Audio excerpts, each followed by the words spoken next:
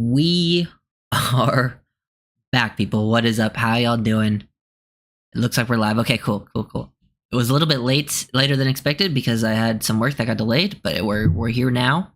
Gonna do Miami Dolphins, Seattle Seahawks game preview. Should be pretty interesting to see how the team performs. You know, with some backup quarterbacks. I do believe, I do think, like I wouldn't favor the Dolphins in this game, but I do think it's still possible to win it. Like, honestly, the next 4 games without Tua, I think, are all possible to win. It's not the hardest schedule. I think Seattle is probably the toughest team of the bunch. And, you know, traveling across the country and, you know, that type of thing. In Seattle, playing on the road, not big strengths for the Dolphins usually. But we'll break down the teams, see how they kind of match up. I have some clips to pull up that I'll kind of wait on. And we have some news. Oh, yeah, so Grant DeBose got put on the injured reserve list, and then they signed Tim Boyle, which I'm guessing, you know, they're waiting until Tyler Huntley just joined, but he'll be the backup once he learns the playbook. And then they also elevated D. Eskridge and Eric Ezukanma, which also makes sense, which is good because I do think I want Eskridge potential revenge game, but we don't have any receivers on the roster because Malik Washington is also out, which seems like he's 1 week away. So I really want to see Washington back out there, which is cool. And then it seems like Ezukanma has always had pretty good chemistry with Skylar, so that might help him out, honestly, which will be another interesting thing. What else did I have? Seahawks have some injuries. I think they're down to their starting right tackle is already missed the start of the year, and then their backup right tackle is out, George Fant. So they're going into the game with their 3rd string right tackle, I believe Stone Forsyth. So should get Jalen Phillips a big chance. And if you look at their team, the Seahawks offensive line is one of their biggest weaknesses across the board. Really only their left tackle is a high quality player. So it will be interesting to see how they kind of attack that. And then other players, they're missing no Jerome Baker, so we won't get to see Baker out there against the Dolphins, and because he'll be doubtful. They're missing Kenneth Walker, their running back. Another area we'll talk about. No Uchenna Nwosu, who's one of their starting edges, who's actually a pretty good player. Their backup to him, Derek Hall, is questionable, but I think he'll play. Same with Boy Mafe, another edge defender. He's questionable. So they're kind of banged up as well, missing some good players across the board. But they have some... they're a pretty solid team. They're 2-0, but they did have some weak competition, playing New England, playing Denver, things like that. This pulled up. Boom, boom, boom. Yeah. Let's see. Okay, so I guess we could start. I got some notes taken down here, things that we can talk about. Skylar Thompson. We're going to see Skylar Thompson in his first action since 2022, other than preseason. So it could be, I don't have super high expectations. I know I've talked about this. I do expect him to look better than he did in the past. It's his 3rd year in the system. Everyone's kind of hyping up. They kind of have to say those things, though. But I do expect him to look a little bit better. Nothing too impressive. I think as long as Skylar can play around average football, the Dolphins have a decent chance of winning. That's kind of where the Seahawks have a clear advantage. Geno Smith is definitely a better quarterback than Skylar Thompson. But I think we'll see some okay play. One of the things I did want to talk about is, there's that whole cover 2 thing, and I think the whole cover 2 thing is getting overblown around the league of why offenses are slowing down. But the Dolphins have been facing this problem for 2 years, and there's games where they take advantage of it, there's games where they don't. But I think teams might give the Dolphins more favorable passing looks with Tua out, and the Seahawks have struggled to stop the run. I feel like the Dolphins are going to be trying to, run the ball pretty consistently, and then we'll see, no Mostert again, so we'll have Achane out there, Jalen Wright, Jeff Wilson, I think, is playing, but he's was banged up this week. So I'm hoping to see more Jalen Wright, hopefully. But I think that the Seahawks might, in certain situations, not the whole game, but certain situations, try to stop the run, and then that's when you try to go over the top.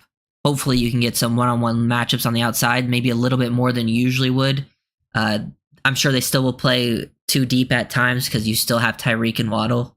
But there's a reason, all the numbers are projected to be way down for pretty much everyone in the passing game. But yeah, Seattle, we can go over the roster. Geno Smith has been really good to start the season, lights out. One of their best players, super efficient. The stats back it up, the film back it up.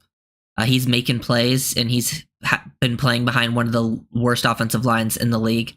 They obviously have and I'm pretty sure Seattle's giving up like the highest pressure rate right now. I forget what the exact stat was. I think I have it somewhere. I'll probably find it when I scroll in a second. But they are giving up a lot of pressure, and so looking for Jalen Phillips out there, hopefully to have a big game. But they have really good weapons. They have 3 really good receivers: DK Metcalf, Tyler Lockett, Jackson Smith-Njigba, JSN. But yeah, I like kind of that group. Hold on. Good. But yeah. Then we got, so yeah, they have good weapons. I think that's kind of where the defense needs to play so much better. The defense, it's kind of tough to judge them because the Bills game, they were in a bad field position, but I still feel like even in those positions they were put in, they weren't making plays. I have worries with the secondary. The Dolphins have been kind of getting eaten up by slot receivers, whether it's like man-to-man or just they're getting open versus zone. So JSN is a guy to keep an eye on. He could definitely take advantage. Like Ramsey struggled, Kohu has struggled, Jordan Poyer struggled. I talk about those 3. They need to step it up big time because the entire defense, it is a new system. So maybe they're just taking a while to adjust. And I think that's, fine. But if there's any game to step up, it's this one. It's needed badly because I do think Seattle, you can get in a good spot to, I think, stop the Seattle offense because I'll talk about like Zach Charbonnet. When he's their starting running back, he played like 96% of the snaps last week for Seattle with Kenneth Walker out. He hasn't had over 4 yards per carry where he's like the main guy. Like he is super inefficient as their main runner. So I feel like the Dolphins can potentially stop the run versus that offensive line and be like in pretty good situations. So when you're in those situations where like, hey, you can get after the passer, like it's an obvious passing situation, the Dolphins have to win those and win them quickly. That's when, like, that's where the game will be won or lost, is on those like 3rd and 6, 3rd and 7 situations. Can the Dolphins get after the passer? Like Geno's done a really good job and they have good receivers. You got to get after them quick.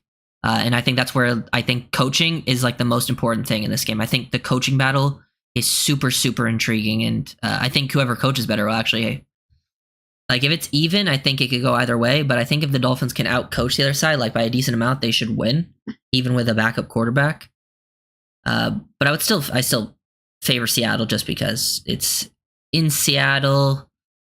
Geno's just way better than Skylar. We don't know how Skylar's going to look. It's just a lot of question marks right now with the Dolphins. And the Dolphins just haven't been playing as good as they should, like up to their potential. Yeah, so the coaching needs to step up. Players need to step up, like the guys I just mentioned. I want to see a Jordan Brooks revenge game. Brooks looked really good last week. So hopefully Brooks and Long, the linebacker core, has been kind of inconsistent. I thought Long played really good in week 1, but was inconsistent week 2. I thought Brooks was really inconsistent week 1, but then really good week 2. So if they can kind of play good on the same page, that would be huge for stopping the run, because sometimes they play super aggressive and sometimes that can, hurt you in certain situations. You got to play more gap sound disciplined football. And then I think, boom. Let me see this. Let me pull something up here. Okay. Sorry, I just realized I was not seeing the chat the whole time. I was like, or I just had like the wrong chat pulled up. I was like, no one's chatted.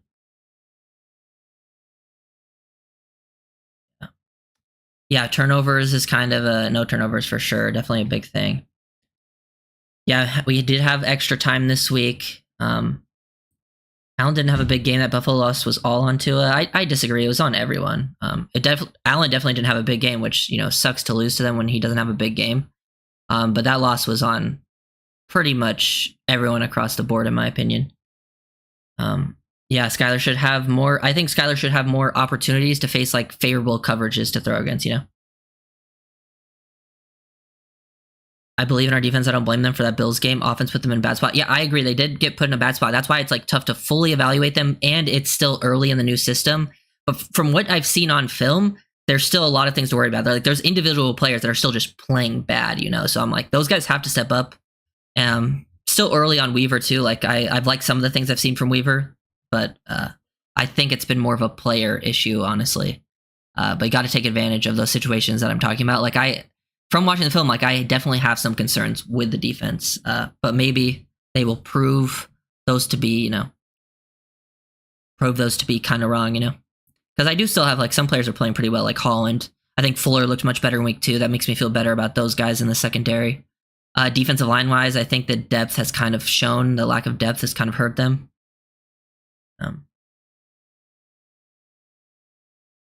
Would you be comfortable with Kohu on JSN? I would like to have Fuller on him, but then you risk one of our backups getting cooked by Lockett. Yeah, it's tough. I think, you know, it's not necessarily about, like, Kohu on JSN. Like, if Kohu's in the slot, like, he'll get matched up on JSN in certain situations, but it's not like the Dolphins run a ton of man-to-man, so it's not like he'll be one-on-one with him if he's even in the slot. Like, it might just be zoned. It's just about playing more disciplined football in the secondary. I also think, I could see Ramsey getting matched up on DK Metcalf a lot. Like, they've always had a battle. Like, if it goes back to the Rams day, like, they have a huge rivalry. And I think that could happen. I've talked about it. I want to see Ramsey playing more in the slot. Maybe it's not this game that should happen, but all around. I think if that is to happen, though, Kohu should rotate, not to the outside. He should rotate out of the game. But he should only be playing nickel only. It was on everybody but Achane. True, yeah. I think Achane, Jordan Brooks played a really good game. And then everyone else was either like... There's some guys who played like fine, solid, that I wouldn't blame the game on, but like a lot of people just had down games. If we falter and someone again thinks he can snowball, we at least have to combat that narrative. Yeah, I just don't want to see the Dolphins get like blown out of the water. If they can keep it relatively close and look like competitive in this game, even if they don't win, like it's a game they're not favored to win. But if it's like competitive, they're playing it close, you can tell they're playing hard. I think that's a good sign because I do think Seattle is the best out of the next 4 games they play. Like I think they're better than Tennessee, Indianapolis, New England. So I do think, and it's still a winnable game. But yeah, definitely want to stay pretty competitive. I did have some plays to show. Here's one right here. Byron Murphy, 91, their rookie. Byron Murphy looks like he could be in running for early defensive rookie of the year. Like he is lights out. Look at him hold up versus a double team. Like holding up versus a double team, and he's also super explosive versus the run.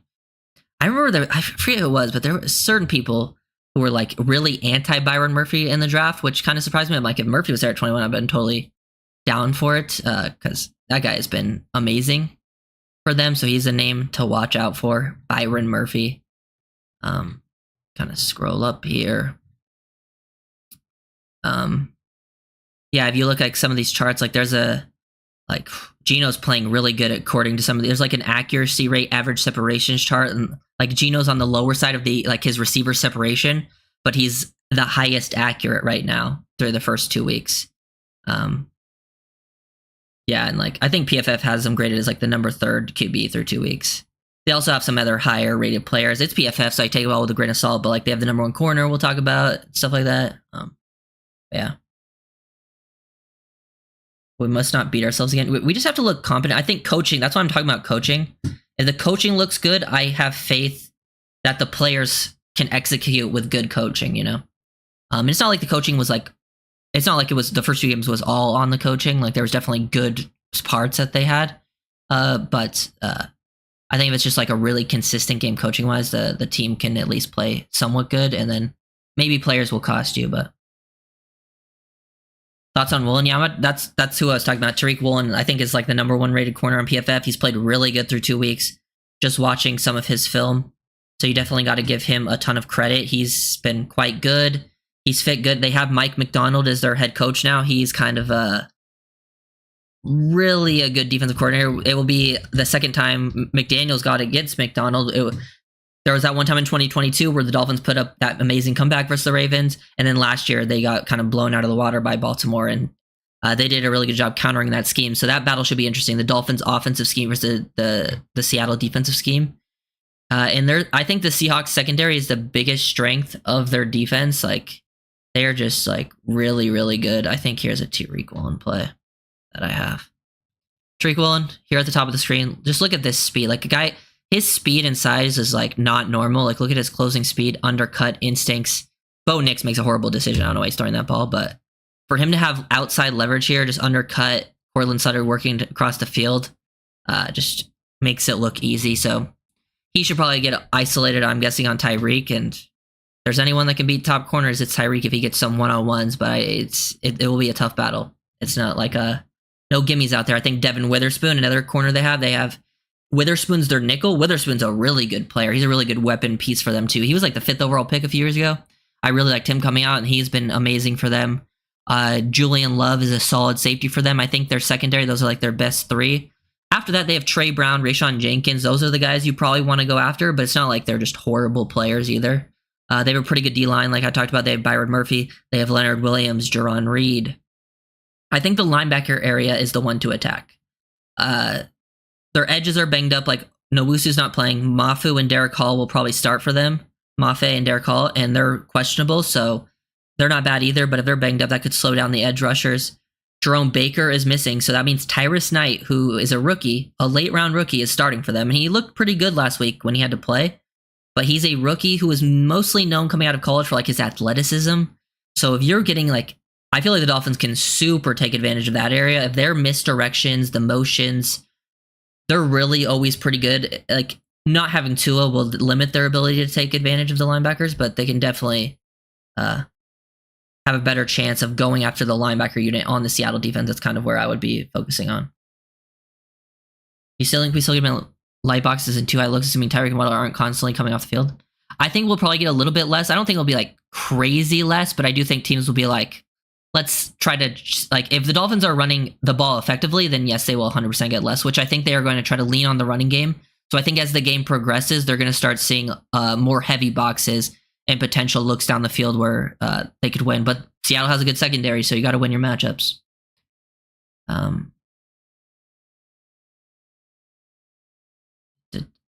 I'd take Thompson over Nix. I mean, Bo Nix played really bad, but I don't know. Need to see Skylar play before I would. I mean, I'm not feeling too confident in if those are my quarterbacks. But yeah. So where was I at? Yeah. And the Seahawks, I talked about they're 2-0, but they were versus bad teams.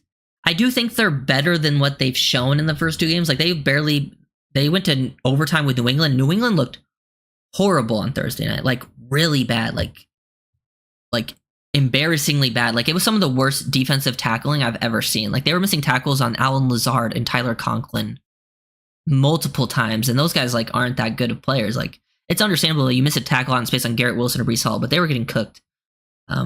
They couldn't even, like, Rodgers was running on them. It was crazy. But yeah. But Seattle also, didn't beat up on Denver either, but Denver did have some good special teams plays to keep that close. So I do think it's like any given Sunday you can win. Even though it's like I wouldn't predict the Dolphins to win, like I think they can keep this game pretty close. And if you keep the game close, it can go anyway with just one play. Yeah, Witherspoon and Woolen, very good. I think Byron Murphy is an amazing rookie defensive lineman. Like, for them, that was a great pick by them. I gotta definitely someone to keep an eye out for. Could give, if the Dolphins aren't able to scheme up help, he is someone that can wreak some havoc on that interior. But yeah, here's some. This is why I think the Geno. Facing against Geno will be, like, facing the Seahawks is tough because I think the combination of having Mike McDonald on defense, who's a very good defensive mind, and then Geno Smith at quarterback, even though they have a weak O-line, it always just gives you a chance to win. Like, Geno's playing really good football, coming off the read, finding the guy to the other side of the field, just making quick decisions even when he's under pressure. And then there's, like, he just continuously, like, made good plays, like, in the pocket, feels the pressure, rolls out to the right, makes a play with his legs. So, like, bringing blitzes. I just feel like he's seeing the game. Like, it's one of those things. And I want to talk about, like, I'm kind of in the camp right now. Like, if you think about it, like, around the league for rookie quarterbacks or, like, young quarterbacks, the only one who really looks good in the past, like, 3-4 years is CJ Stroud. Everyone else either looks like a bust or, like, maybe average, or they'll have some games, or, like, you still don't know what they are. Stroud is, like, the only one. Like, honestly, I'm starting to be in, like, you got to give these QBs time to develop. Like, look how long it took Geno Smith to get good. Like, Jordan Love. Like, if Jordan Love had to start right away, I'm pretty sure his team probably would have considered him a bust. But since he got to sit for multiple years and then look good, and I mean, Geno just keeps making plays, extending time in the pocket. Like, it's definitely impressive from what Smith has been able to do through 2 weeks. So got to give him credit for that. But that's why I'm kind of like, hey, if you want to take a QB, I actually wouldn't mind it. just because like I think they need to like sit for a couple years at this point to develop. I think that gives them the best chance because sometimes these guys get their confidence shot early on, or it's just people give up on them right away. Like once you have one bad season, it's over. Like teams are giving up on you, you know. But yeah, they won't be able. Yeah, I expect Jonnu to. I think the running backs and tight ends will be involved. Skylar has a pretty high rate. Like higher rate than Tua throwing to running backs. So like when Skylar played, like he threw a lot of dump offs to running backs. So I think Achane will get involved a lot. I think Jonnu, just based on the defense the Dolphins are playing, should get some decent targets over the middle of the field. Even if like Tyler Huntley were to play, not in this game, but down the line, I think Huntley is a guy who likes to target tight ends. So that's something to keep an eye on. I just think the Dolphins, like if they get an opportunity to take a deep shot, it's got to be hit. You know, if you get that one-on-one, like it's actually given to you. Skylar's got to hit it, and the receiver's got to come down with it too. That's a big thing. I think Chop will have a big game. CS right tackle is his third stringer. There's oversized 6'9", can't handle speed at all. Yeah, well, I think, I would love to see Chop get some work against that guy too. Charles Cross, their left tackle, is actually pretty good. First round pick from them. But Phillips usually gets a lot of work first right tackle, so I'm sure Phillips will get a lot of reps versus him, and I think Phillips can definitely take advantage with his speed too. But I would like to see Chop get some reps versus the right tackle. Yeah, I'm excited to see Jalen Wright snaps. Honestly, I want to see more Jalen Wright snaps this week than Wilson snaps. At least early on, I would like to see Wright get the work, and then like maybe if teams start to get tired, you can start running more some interior stuff with Wilson. But I think, you know, Wright's stats didn't look that good last week, but his longest run got called back from a holding. I feel like he looked fairly decisive, was just put in some not great situations. But yeah, keys to beating the Seahawks offense is very clear. The running game is inefficient. So stopping the run should be fairly, you know, not saying easy, but like the easiest thing to do against them. So if you're able to stop the run on a lot of situations, get them into those looks where like, hey, we can either send pressure or we can get after them with four, which the Dolphins have done a good job getting after QBs with only bringing four. They're like in the upper half for sure, pressure weight. I forget the exact number. But versus Seattle's O-line, it should be the best chance they have of getting some wins. It's just hopefully Geno Smith doesn't play like lights out. You just, you know, he has one of those games where he's a little bit off. Dolphins secondary needs to be better. I had that written down. I already talked about it though. D-line needs to create pressure. So, you know, Sealer, Jalen Phillips, your best two guys that can get after the quarterback. I mean, I want to see Chop. I think Chop's very close. You can see the coaches and the players talking about it. I talked about my video from last week. Chop is getting close. You can tell he's looking a little more. There's just like the end part. He needs to be a little bit more consistent in those areas, but he's definitely creating problems for those offensive linemen. If we lose the next 4 games, is there really at any point bringing Tua back this season? I mean, probably not, but I think if it's, you would be, 1-5 at that point, so I guess the team probably wouldn't see the season is over, so they might give Tua a shot if he's healthy, but I think Tua would want to play, but the season would pretty much be over. Patriots have the worst O-line and no weapons. Oh yeah, I felt bad for Jacoby in that game, honestly. Like, he didn't even have a shot. Like, I mean, not like I think Brissett's some world beater quarterback. I don't think he's that good, but he really didn't even have a chance. Even saw when Drake May came in, like, it was rough for them. New England looked really bad. Also, Weaver coached for Mike Macdonald the past couple of years, so Weaver should have an idea, like, how to attack that defense. So hopefully there's some that type going on between McDaniel and Weaver. They're talking, being like, hey, McDonald likes to do this, so that's how we, and then, you know, McDaniel and McDonald, they're 1-1 versus each other. Battle right now. We'll see who comes out on top in this one. Obviously a little different with no Tua, but we'll see. I get why the Dolphins want to run screens. I understand it, but they're running too many. They're just running way too many, and I feel like the number might not change because now you have Skylar in. But maybe it will change because maybe the teams will be close to the line of scrimmage, so maybe they'll get some different play calls where they want to push the ball down the field. But I just feel like receiver screens, especially, are some of in like the running back screens the Dolphins run. I feel like they're some of the most inconsistent, inefficient plays. Like, yeah, they'll have plays where it gains like 30 yards, but then the next time you run it, it loses 5. It just like ruins too many drives. you can do it, especially when you're running at that high of a rate. It just needs to stop. Teams know what's coming, so.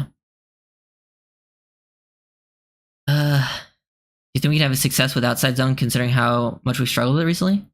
Yeah, I mean, yeah, I don't think it's not necessarily outside zone. Like a lot of the negative runs have come from the Dolphins running the crack toss, which is obviously some outside zone stuff. But there's been plays where I think Achane and Mostert in the first game and Achane in the second game where they ran outside zone and they missed their read. Like there was a hole to hit and they made the wrong read.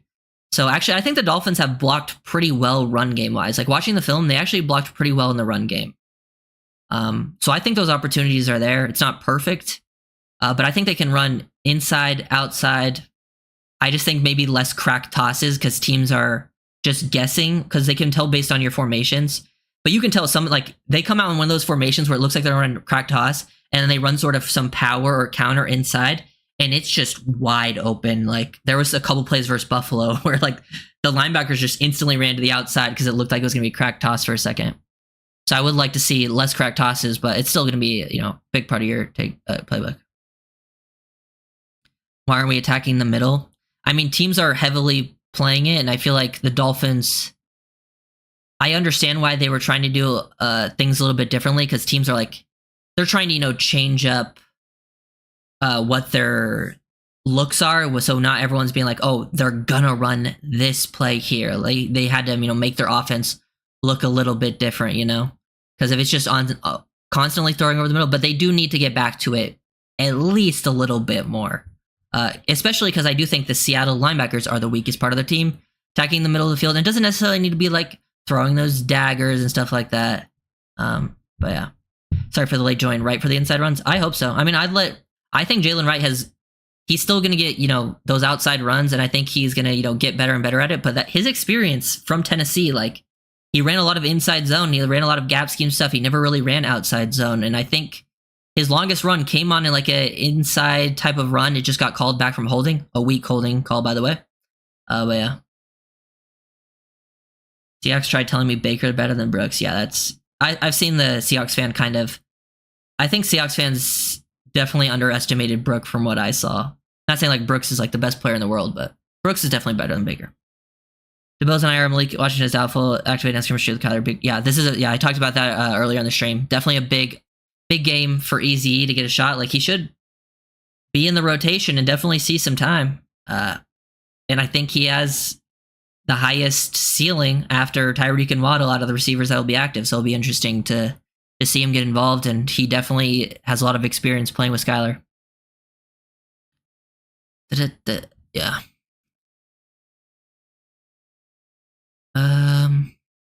Yeah, I think for their O-line, like Charles Cross is definitely their best guy.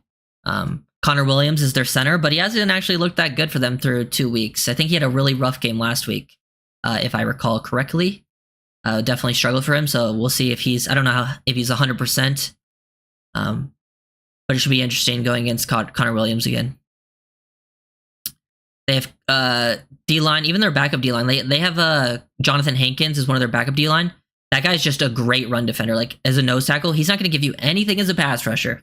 But Jonathan Hankins, he'll get in the interior and stop the run. And they got Byron Murphy, Leonard Williams.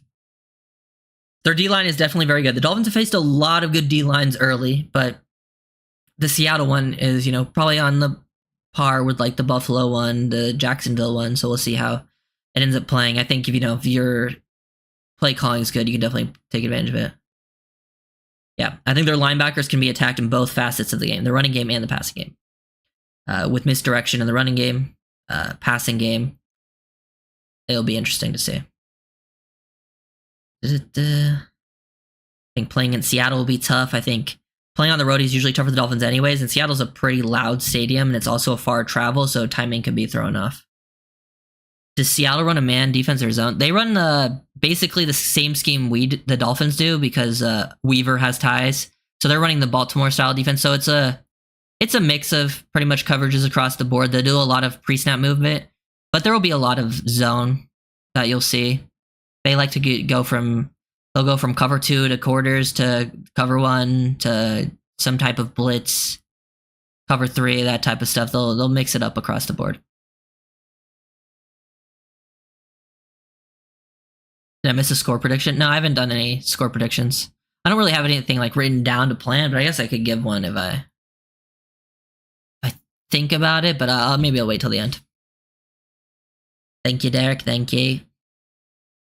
Who's starting at left guard for us?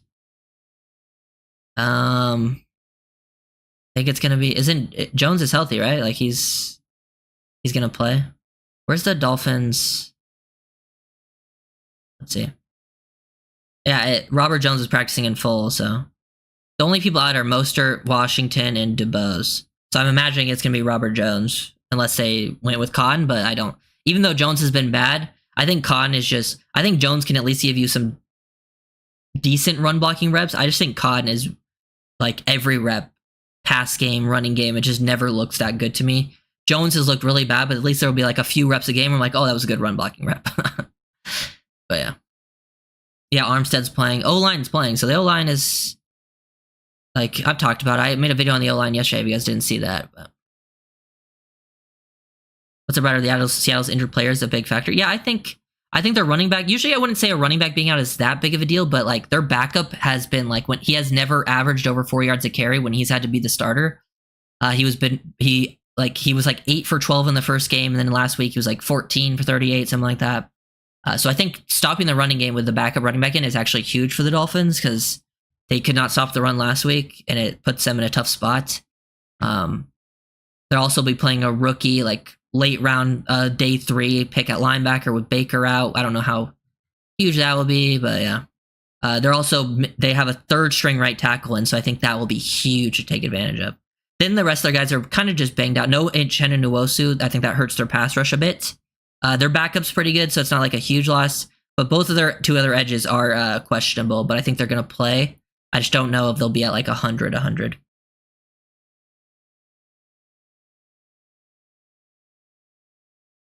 think under the radar, the biggest key to winning is coaching decision and playing field position better.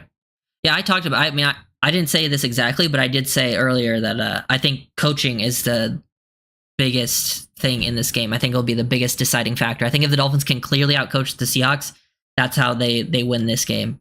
I think if it goes like relatively even back and forth, Seattle should be favored just because they have the better quarterback for sure. And then if Seattle outcoaches them, the Dolphins could be in some real trouble. They'd have to get pretty lucky.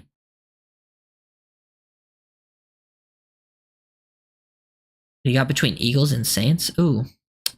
It's always tough to say unless I look at the matchup, but I feel like the Saints have looked pretty good, and the Eagles have looked bad defensively. Like, they can't stop the run, and the Saints are kind of cooking. Like, I would favor the Saints, honestly. Appreciate that, Jeffrey. Appreciate you guys. But something else here. Yep, definitely need... I'm hoping, I saw someone mention on Twitter, like, Ramsey's probably good for a personal foul penalty because he's playing against Metcalf. Honestly, if he gets a personal foul penalty, I'll be okay with it if it's just like, this is the game where he like reinvigorates. He's not on the injury report anymore. No more hamstring. He was bad in the first 2 games. He needs to step up, and I'm hopefully this is what can do it. I want to see more usage with him, more versatility, play all over the field. I think that's huge for him. He doesn't need to be on Metcalf every play, like, sure. He will, but get him down in the box. Let him play versus the run. Let him sniff out a screen. Let him blitz. I would love to see that usage. Yeah. Easy and Eskridge elevated. We talked about that. Tight end play will be super important. I think they'll be important. I think the running back and tight end play in the receiving game will be very important for like the next few games, especially with Skylar in, and especially with I'd tell OBJ and Craig Kraft come back. I think those rooms have to play like really well. I think we could see Tanner Connor even getting some work. Like, Dolphins only have now 5 receivers, and 2 of them are going to be coming off the practice squad. And I think Tanner Connor will probably be active again. I think he could get some snaps potentially if the Dolphins want to come out in 22 personnel, 22 personnel package where they have 2 speed tight ends. They did it a couple times in week 1. I would be interested to see if they pull it out versus Seattle, especially because the linebackers are probably the weaker part of their team. Yeah, we did it a few times against the Jags, and it was interesting. It was some positive plays that just Connor didn't really get a look at. So that'll be interesting, yeah. Seahawks missing some people starting Tyrus Knight. Talked about him earlier, athletic guy, but I think you can expose him. I think Usually he made plays by just getting downhill fast as a college player. It wasn't always just like super instinctive. I think the Dolphins do a great job of making linebackers' lives miserable. Like, even really good linebackers get caught up in the Dolphins sometime. They'll be like, oh, there's just like one play, they look really bad. But the really good ones do give the Dolphins problems. But I think like a rookie late round pick that's known for his athleticism, if you're using your motion, you're pulling people one way, flipping them another way, you're running your reverses, lots of misdirection in the running game, and then also in the passing game, pulling him down on play action, that type of thing. But that would be definitely interesting. Apparently the Seattle defense, I forget the stat, but I believe they have the most 3-and-outs so far. Not like they've been perfect defensively, but they've had the most 3-and-outs out of everyone. But they have played bad offenses. And to be fair, Dolphins are coming in with a bad quarterback. But they did against Bo Nix and the Broncos and Jacoby Brissett and the Patriots, who I think the Dolphins definitely have a better offense, but our quarterback's going to be kind of on par with those. So we'll see how that kind of plays out. You think Wright can break out this game? Hey, to be fair, if you compare it to Achane last year, Achane only had like 4 or 5 yards in week 2 on like 2 touches. Jalen Wright had a few touches in week 2 against the Bills. He only had like 5 yards or whatever. And then in week 3 versus the Broncos, he had like 200 yards, 4 touchdowns. I'm not saying Jalen Wright's going to do that, but like, hey, maybe this is Jalen Wright after getting some touches in week 2. They start to utilize him more, which I actually think this is probably the game to really utilize Wright. Like, I'm not saying it needs to be a bunch of touches, but if it creeps up towards like 10 touches, I would not be mad about that. If I was Seattle, I would stack the box and dare Skyler to throw.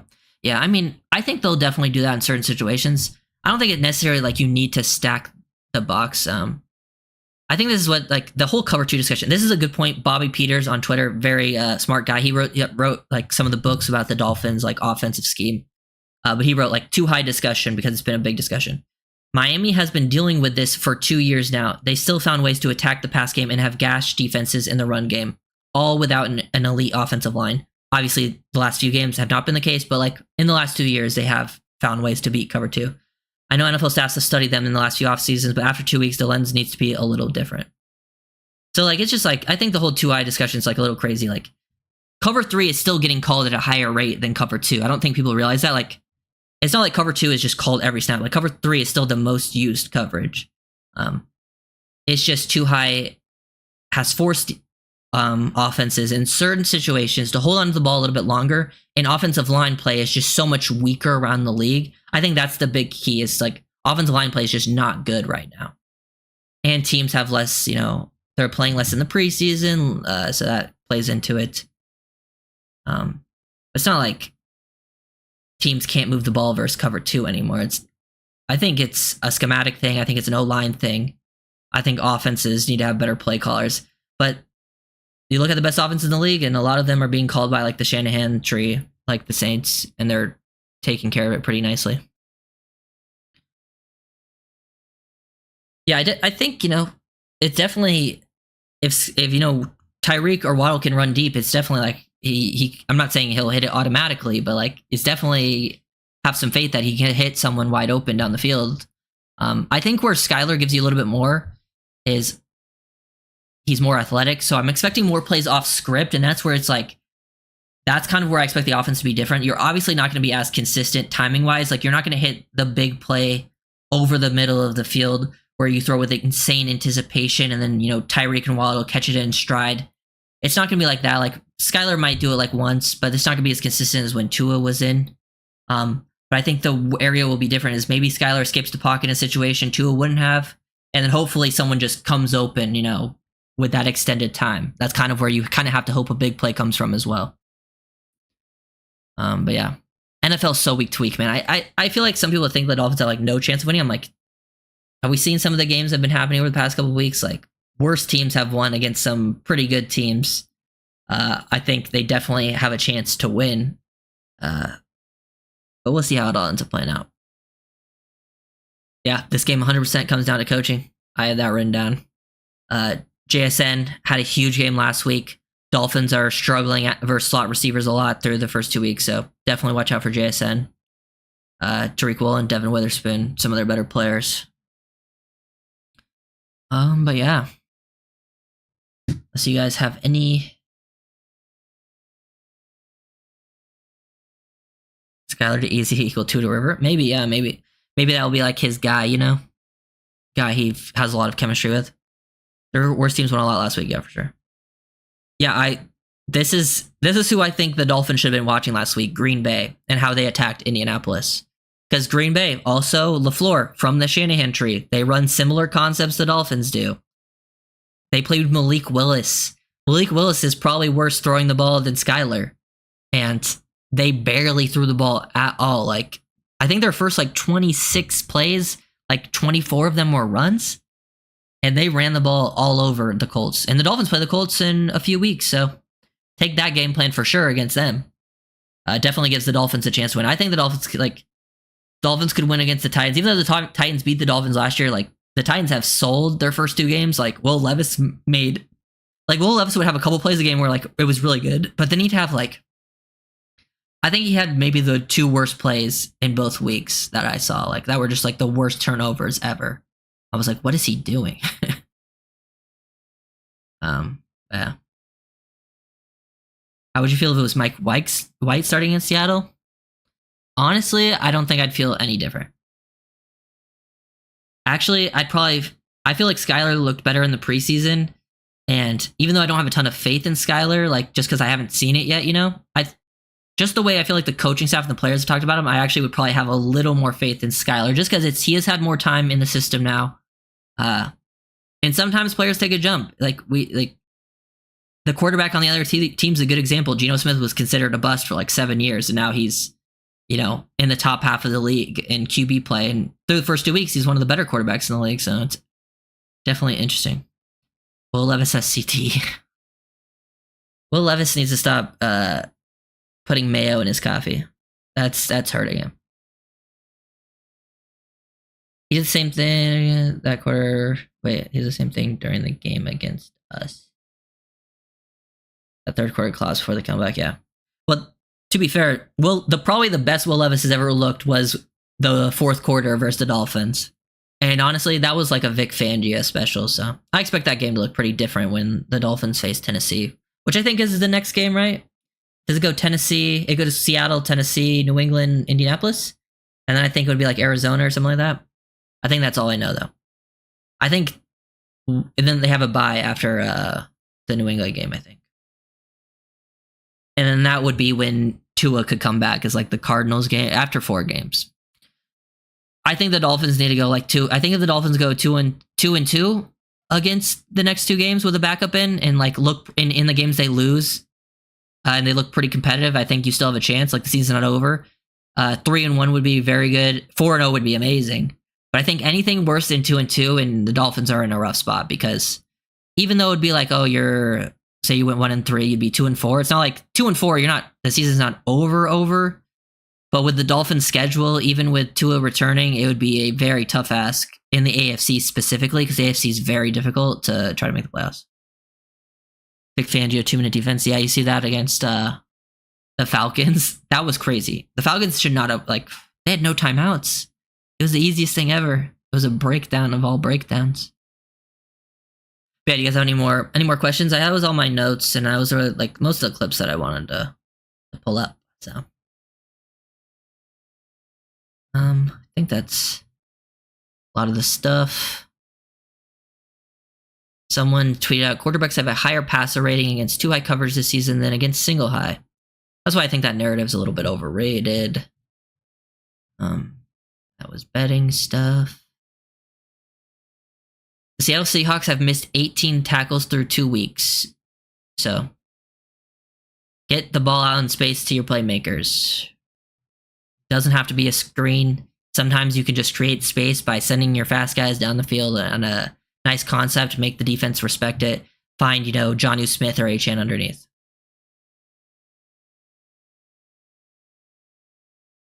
I was about to end, Grant, but if you have some questions, I'll end it. Or I was asking if people had any more questions, but then but yeah, if you guys have questions, I'll answer them. But if not, then I'm gonna end it up in a second here. Can we get some unexpected guys like Julian Hill and Duck? Potentially. I think Julian Hill has been the tight end that's been playing the most through the first 2 weeks. He did have some missed opportunities in the Bills game, they were tough catches to make, to be fair.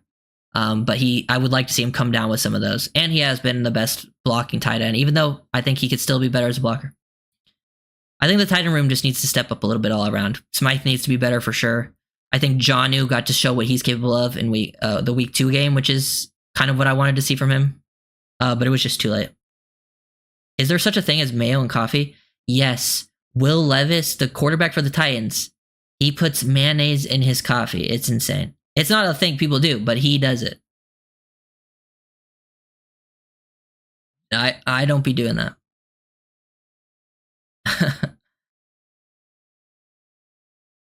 If we take our QBs, the Dolphins, I do believe, are the better team than Seattle, like across the board, except for quarterback, which is obviously the most important position in football. And Geno's playing real good, so.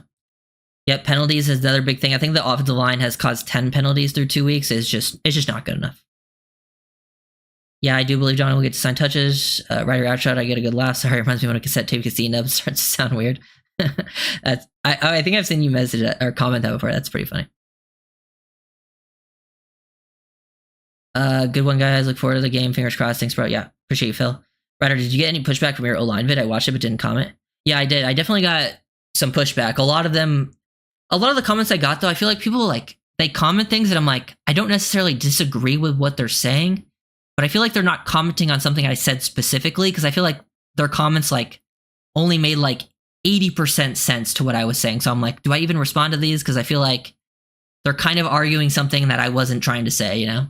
I got one comment that said it was the worst video I ever made, and I got one comment that said it was the best video I ever made. So, you know, when you get one on each end of the spectrum, it's pretty funny. Plus, I mean, I made the video just to show off the offensive line philosophy, not to necessarily say oh, the O-line is great, because I don't think the offensive line is great. I think talent-wise, it's one of the weaker in the leagues, but I just think philosophy-wise, this is why the Dolphins do it, and it's worked for teams in the past, and the Dolphins have had success doing it. It's just when you get into certain situations, that's when the problems show. And that's what I was just trying to explain in the video.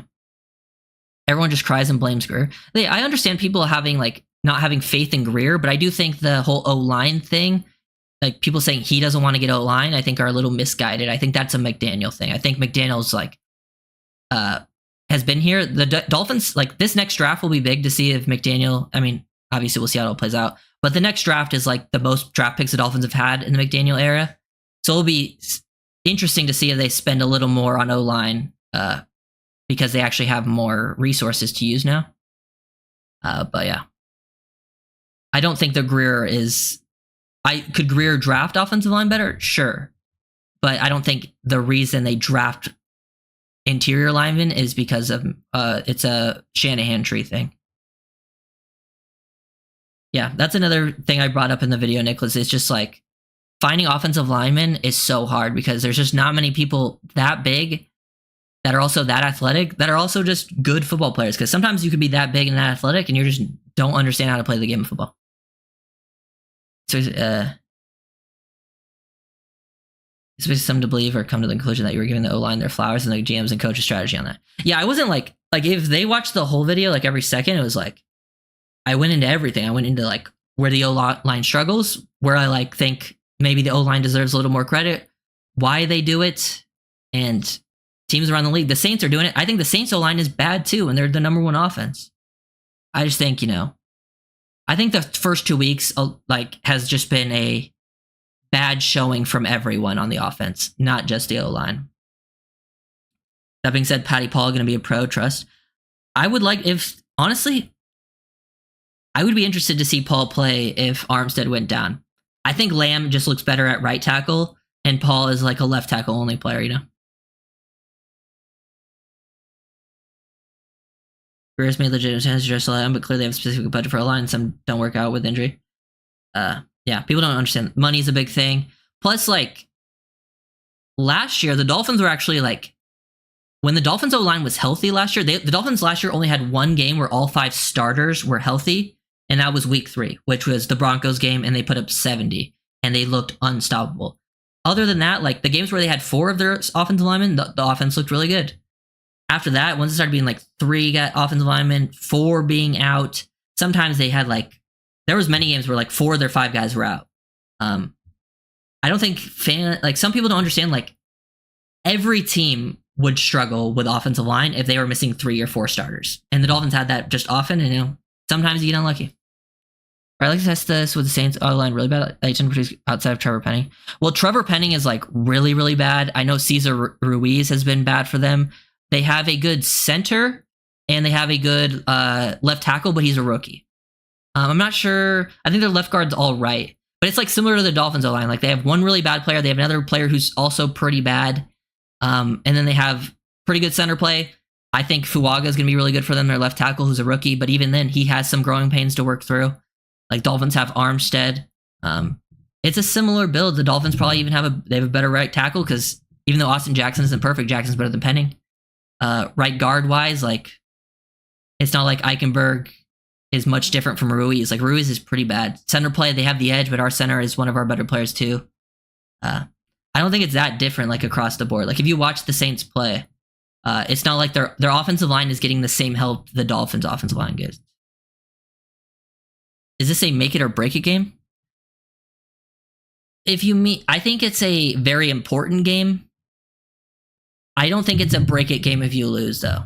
Because I think this is the toughest out of the next 4. I think if you lose, but if you show competitiveness, I think there's ways to lose for this not to be a break it game. But if you lose bad, I think it could be a break it game for sure.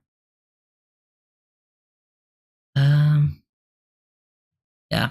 That's why I was like, I've been on like the side of, me, like I talked about, I wanted a guard, a left guard or a right guard. I've talked about, I think I actually wanted a left guard just because I think the Dolphins slide their protection to the right a little bit more and like they leave their left guard isolated. When they looked their best last year is when they could leave Isaiah Wynn isolated in pass protection. And he did a good job. Like I talked about guards, like people who've looked pretty good so far, but I mean, it's early in the process. And I would have taken one in the first 2 rounds, but it's just not how it worked out in this draft. Yeah, I think Brewer's probably been the Dolphins' best O-lineman through the first 2 weeks. I think Brewer looks great. And people like talk to Titans fans. Titans fans will tell you Aaron Brewer's terrible. But Brewer's just the perfect scheme fit. He's not going to get a lot of one-on-ones in pass protection because that's not just how the Dolphins offense works. And he's a great run blocker for exactly what the Dolphins do. And that's why he's looked good. It's just very similar to why Connor Williams got way better from Dallas to the Dolphins. Ryder, a Teron Armstead is better than a Robert Jones at 200%. Yeah, probably. Ryder, so I so wanted Graham Barton in the first. I mean, I was a big Graham Barton fan, even though I wonder how Barton's playing center for Buccaneers, but I do think he could play either guard spot too and be pretty good. But you can see the like potential with Barton. I don't think Barton's been perfect for Tampa, but you can just see like he's going to be so good. AJ hasn't played that well since he got the bag. I'm going to take it easy on AJ. AJ was really bad last game. To be fair, when he got the bag, like he was playing through a pretty bad injury last year when he got injured, or when he got money, like he got injured quickly after and he was playing through the injury. And then week 1, I thought he looked pretty good versus Jaguars. He gave that 1 sack, but it was kind of a fluke play. But other than that, he played pretty well. The Bills game, he looked really bad because, as I mentioned in that O-line video, when the Dolphins, that's pretty much where the O-line can get exposed, is when you have to do those true pass sets one-on-one. And it's like an every play thing. Like obviously you can do it every once in a while. I think the Dolphins offensive line could do it every once in a while and be fine. But when it's like you're down 21 and they know you're going to be dropping back true pass set every single play, that's when the O-line will get exposed. And that's what happened. And Jackson was the one who kind of took the brunt of that. Tampa has been solid these first 2 weeks. Yeah, Tampa looks really good. Yeah, I liked Brewer. I think a lot of the free agent signings have been pretty good. I think the guys that I really liked, like Brewer, Brooks, both been pretty good. I think they've been upgrades actually, or like, I think Brewer's been an upgrade to what Connor Williams has been this year. Like Connor was really good in the past, but off the injury, I think Brooks is better than Baker. I want to see more from Fuller, but I think Fuller has shown signs that he's not like washed. I think Poyer looks washed, to be honest. I've talked about it. Still early, but I think he looks washed. I would put it in the backup spot personally at this point. And then I think Calais is important to the rotation too. And there's probably some people I'm missing.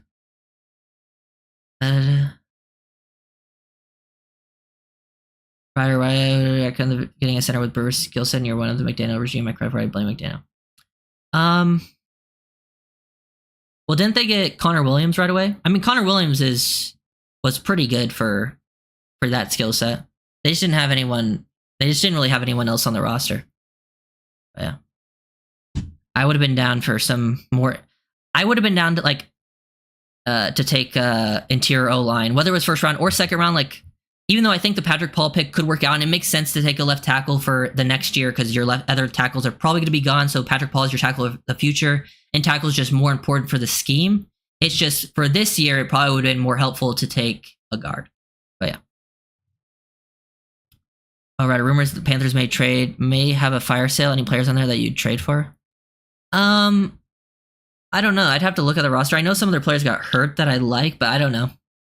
I would wait a few weeks. I'll answer that. I'll maybe look into it and then see like in a few weeks when it actually would come to fruition, but I don't know off the top of my head. Yeah. Well, to be fair, Connor Williams looked better at center than he ever did at guard. So I think it actually kind of worked out for them. When is McMorris back? He looked good. I think McMorris is on IR, so he at least has to miss the first 4 weeks. Imagine having a Ryder, do you see any potential in Bryce Young, or is he just not an NFL talent?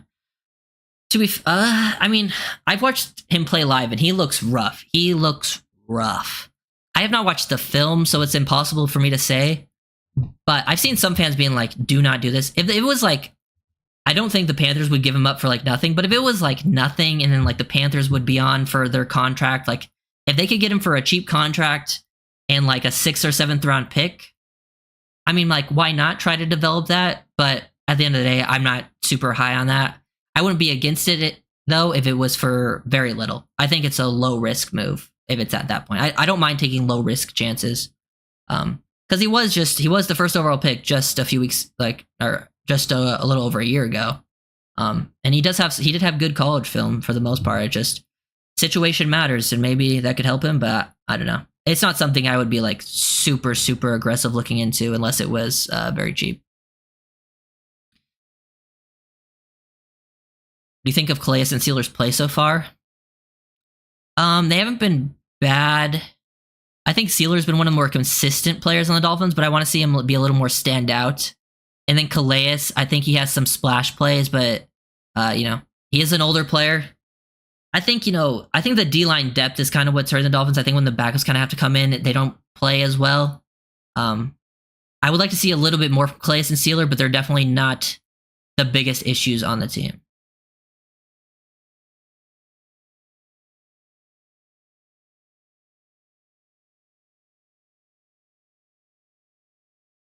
I don't know if you've seen this. The Rams are starting Bo Limmer at center, so I wanted him in the 6th round. Yeah, I didn't see that he was starting, but I know the Rams are like devastated with injuries, right? So, yeah, he's from Arkansas, right? Yeah, there's some late round players I liked. Dolphins kind of looked out that. I mean, they got a UDFA center who made the roster, who seems like a pretty good scheme fit. I don't expect to see him play, but yeah. Do you think Phillips started to get back into his usual form soon? Well, it's weird because Phillips looked really good week 1. He dominated the Jaguars. Week 2, he didn't look as good, but I think Phillips is getting double teamed a lot, and I think the Bills just have a better offensive line. So I imagine this week Phillips will kind of take over, and then I think as the season goes on, he'll get more and more up to form, and then I think getting Chubb back will help out a lot, and hopefully Chubb can at least get up to somewhat of a form, because I think by the time Chubb comes back, Chop should be a little bit more used to the play. Like Chop's getting close. I think the edge room, with a rotation, being able to stop the run and getting after the quarterback is like pressuring the quarterback is one of the can be one of the biggest game changers in all of football. So I think getting those guys back is huge because Ogba's not giving you much. Quentin Bell is not giving you anything. Really, the only one giving you something right now is Phillips, and Chop in his limited snaps has shown a pretty high disruption rate. But you still don't trust him as a full-time run defender.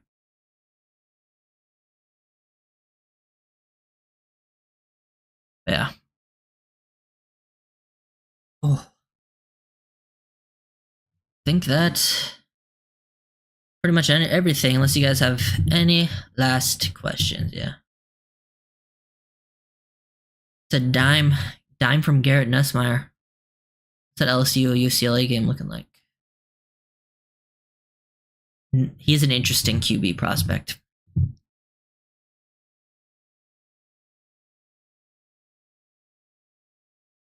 Ryder, one more hold. Okay, I'm waiting. I don't think so. I haven't seen it. I'm pretty sure he has not yet, but I would like to see this. Is Quentin Nelson still the best left guard? If so, trade. I actually don't know if he's still the best left guard. From my understanding, he was like the best guard in the league, and then I think it was last year he just had like an off year or something. Like he wasn't bad, but like he was like average for some reason or something like that. I might be wrong on that. But I don't know how he's playing right now. I just hear the Eagles upset about Hurts not staying in the pocket, which he is not a pocket player. I can mention it too by the way.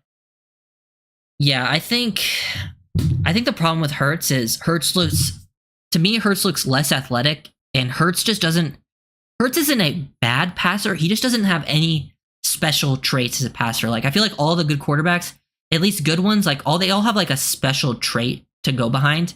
And if Hurts loses his athleticism, like his athleticism with play strength is kind of what would help him be a special player at times. But he doesn't have any special traits as a passer. Like he doesn't have a special arm, like accuracy, decision making. They're not terrible, but there's nothing special about it. Like Tua has his special anticipation and accuracy. Like that's his special trait. Like Hurts just doesn't have anything. If he loses his athleticism, like he's got, I think that hurts that team a lot. But yeah.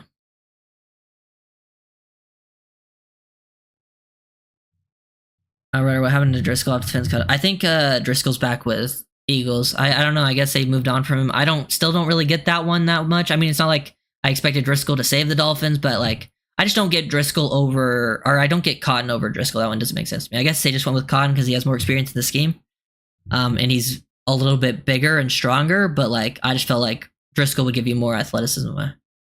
Yeah. Yeah, I think that's probably it. Yeah, thank you guys for watching. Hopefully the Dolphins win tomorrow. It's a game at like 4:05 Eastern, right? Yeah, West Coast game. It's the worst part. Honestly, I think I grew up in California. I think the worst part going from Pacific time, at least for me, going from Pacific time to Eastern time is that the games just start way later. I'm so used to watching games like pretty quickly when I wake up. There's a Seahawks content creator, Brandon Nelson, does a good job with college football vids, but I'm waiting, Grand. It's on you before I end the stream. But what? Have I heard that name? Brandon Nelson. I don't know. He puts on Tua like at every chance, and I'm like, dude, how can you do a great job with the rest of the college stuff if you fall short with Tua? Why the hate? I mean, some people just, no one's going to be right about everything. Like, I'm not right about everything, but sometimes there's just people, they get like these these biases in their head because sometimes you don't spend a lot of time watching a player. I'm sure him being a CS content creator watching college football, he probably didn't spend a lot of time watching the Dolphins and Tua. So he probably just watches a game live, sees that, Tua throws a pick, doesn't realize it's the receiver's fault or something, or maybe it is on Tua, like this third one was for sure. But then they just like automatically, hate on him. Plus, that's just kind of how it goes sometimes. Plus, I don't know, it just doesn't make sense to me. He's gotten a lot of hate for a long time. But yeah, thank you guys for watching. Hope for a win. If they don't win, at least give the Dolphins